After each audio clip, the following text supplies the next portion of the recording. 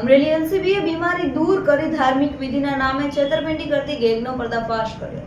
અમરેલી એલસીબીએ છેતરપિંડી ગેંગનો પર્દાફાશ કર્યો હતો. બીમારી દૂર કરી ધાર્મિક વિધિના નામે છેતરપિંડી કરતી ગેંગનો પર્દાફાશ થયો હતો.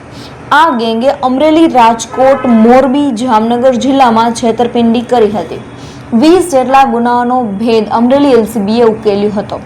છેતરપિંડી કરતા રાજકોટના 3 શખ્સોને અમરેલી એલસીબીએ ઝડપી પાડ્યા હતા.